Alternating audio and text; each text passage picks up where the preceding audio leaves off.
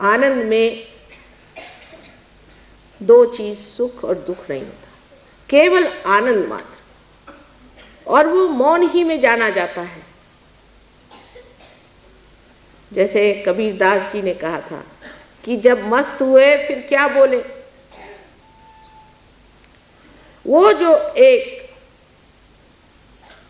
श्रेष्ठों की, योगियों की स्थिति है, उस निरानंद स्थिति में उतारने के लिए जब कुंडलिनी इतनी तत्पर है तो सिर्फ थोड़ी सी उसकी सहायता करने से वो आपको उस ओर पहुंचा सकती है जहां इस निरानंद का सागर आपके सम्मुख लहलाता है।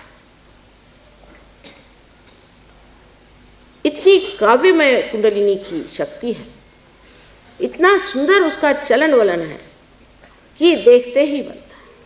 हालांकि कुछ कुछ लोगों में मैं देखती हूँ कि कुंडलिनी आहत है, आहत स्थिति में कुंडलिनी। कहीं कहीं देखती हूँ कि जैसे कोई कमजोर माँ छटपटाती हुई किसी तरह से अपने बच्चे को पुनर्जन्म देने के लिए धीरे धीरे उठती है, गिरती है, उठती है, गिरती है। इस प्रकार ये कुंडलिनी बिचारी, जो कि हजारों जन्म में आपके साथ थी और आज फिर आपके साथ आई हुई है, पूर्णतया प्रयत्न करती है कि किसी तरह से मेरे बच्चे को उसका जन्म मिले। ये करुणामयी माँ, प्रेममयी माँ, ये आपको किसी तरह से तकलीफ कैसे दे सकती, जिसने हजारों वर्षों से यही प्रतीक्षा की कि मेरा बेटा किसी न किसी दिन इस शुद्ध इच्छा को पूरित करे और इस योग को प्राप्त करे, वो आपको किसी प्रकार से भी दुख नहीं दे सकते। लेकिन मैंने आपसे जैसे बताया, दुनिया में इतने कटु लोग हैं कि जो शुभ और उच्च चीज़ें हैं उनके प्रति भी कोई आदर नहीं रखते, उनको किसी भी चीज़ के प्रति आदर नहीं होता है। वास्तव में ये लोग स्वयं का भी आदर नहीं करते, इसलिए ये समझ ही नहीं सकते कि संसार में कोई चीज़ उच्च हो सकती है, या ऐसी कोई विशाल चीज़ हो सकती है, या ऐसी कोई महान चीज़ हो सकती है जो पूर्णतया पवित्र हो। हमारे सामने इतने संतों के उदाहरण होते हुए भी हम लोग भूल जाते हैं कि जब वो इस संसार में आए तो वो अपने लिए नहीं आए, क्योंकि उनको क्या करने का था, वो तो सब कुछ पाए हुए थे। वो कुछ देने के लिए हमारे पास आए थे, और जो उनको देना था वो उन्होंने काम हमारे अंदर, हमारे शरीर के अंतर्गत कर दिया। सिर्फ उसकी जानकारी हमें नहीं, बाह्य से हम ज़रूर उनके गुण गाते हैं, उनके गाने गाते हैं, उनकी प्रशंसा करते हैं, लेकिन हम इससे अभी अभिज्ञ हैं। अभी तक हमने ये जाना ही नहीं कि वो स्वयं हमारे अंदर बसे हुए इस कार्य के लिए तत्पर हैं। एक बार कुंडलिनी का जागरण होने दीजिए, तभी ये कार्य होगा। सहस्त्रार की सुंदर व्यवस्था ऐसी है कि अगर आप अपने ब्रेन को काट दें और ट्रांसफर सेक्शन में उसे देखें तो वास्तविक ऐसे दिखाई देगा जैसे कि कमल की पंखुड़ियाँ इस तरह से चारों तरफ लगी हुई। सहस्त्रार की दूसरी कमाल संसार में आप देखिए कि श्रीफल माना जाता है, देवी का फल, जिसे हम लोग नारियल कहते हैं। इसकी तुलना हर बार अपने ब्रेन से होती है। आपको आश्चर्य होगा कि ऋतंभरा प्रज्ञा ऐसी है कि आप नारियल के पेड़ के नीचे या हजारों पेड़ों के नीचे सो जाइए, आज तक कहीं भी ऐसी वारदात नहीं हुई कि नारियल का पेड़ किसी पशु पर या किसी मनुष्य पे गिरा। क्या आप इस कमाल से परिचित हैं? जब तक आप समुद्र के किनारे नहीं जाएंगे तब तक आप इस कमाल को नहीं देख सकते। और समुद्र में भी एक कमाल देखिए कि नारियल के पेड़ जो समुद्र के किनारे में होते हैं, हालांकि इतनी जोर की हवा और बरसात और मानसून का थपेड़ा होते हुए भी सारे नारियल के पेड़ उस समुद्र के ओर झुक जाते हैं, क्योंकि वो हमारा गुरु तत्व है। क्योंकि वो हमारा गुरु है, इसलिए उसके आगे झुके रहते हैं, नतमस्तक रहते हैं। उनकी समझ सहज और नैसर्गिक है, नेचुरल है, और हमारी समझ अभी बहुत ऊंची होने के कारण इतनी नैसर्गिक नहीं रही।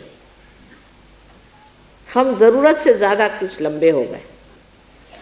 अगर आप ज़रूरत से ज़्यादा लंबे हो जाइएगा तो बहुत सी चीज़ें जो पाने की है कभी कभी खो जाती हैं, या अगर ज़रूरत से ज़्यादा नाटे हो जाइए तो भी वो चीज़ खो ही जाती है। इसका मतलब ये है कि जब तक आप मध्य मार्ग में नहीं रहेंगे तब तक आपकी कुंडलिनी का जागरण बड़ा कठिन कार्य है। लेकिन तो भी आजकल परमात्मा की कृपा इतनी ज़बरदस्त है, इतनी अनुकंपा उनकी बह रही है, मैं स्वयं आश्चर्य करती हूँ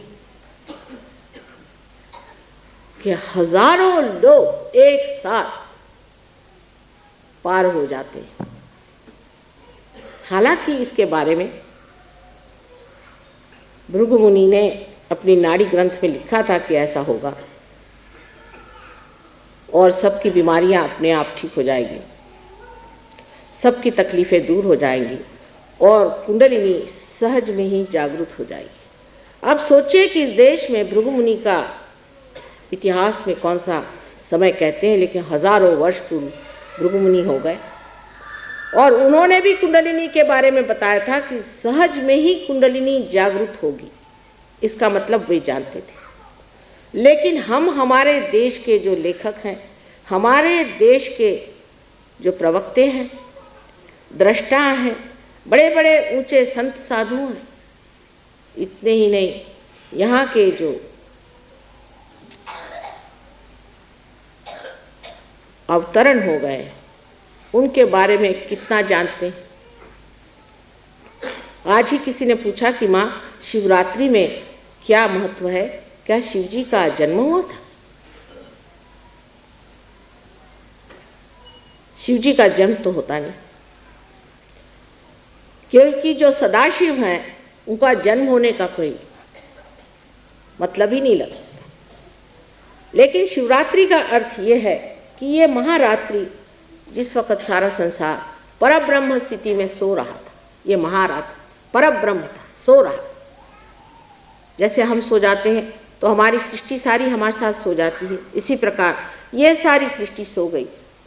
ये महारात्रि थी और तब उसमें सदाशिव जब जागृत हुए, सदाशिव माने जो कभी भी नहीं बदलते, जो कभी इनकारनेट नहीं करते, जो सिर्फ एक साक्षी स्वरूप होकर के सारे संसार को देखते हैं, वो सदाशिव जब जागृत हुए तब उन्होंने अपनी शक्ति, जो आदिशक्ति, जिसे कि होली घोस्ट कहते हैं, इसे वेदों में ई कहा गया, जिसे अथीना कहते हैं, इस शक्ति को अपने से अलग करके और कहा कि तुम सृष्टि की रचना करो। इसलिए शिवरात्रि आज मनाई जाती है कि आज की रात्रि के बाद शिव जी जागृत हो गए, सदाशिव जागृत हो गए। यही सदाशिव जब हमारे हृदय में आत्मा स्वरूप प्रकाशित होते हैं तो इसे शिव कहा जाता है। उस वक्त बहुत से लोग अज्ञान में उपवास करते हैं। शिवरात्रि के दिन उपवास करने का तुक समझ में नहीं आता, क्योंकि जिनको यही मालूम नहीं कि शिवरात्रि के दिन क्या चीज़ हुई।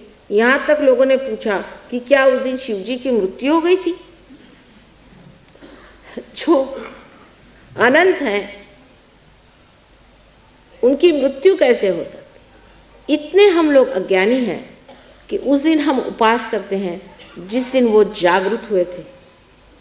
आज हमारे अंदर वो आत्मा जागृत होने का समय आया। हम लोग भी एक महारात्रि में डूबे हुए, एक महारात्रि जिससे ये घोर कलयुग छाया, एक महारात्रि, और इस महारात्रि में जागृत होने के लिए आप आज सम्मुख बैठे हुए हैं। आपके अंदर बसा हुआ आत्मा आज जागृत होना चाहिए। ये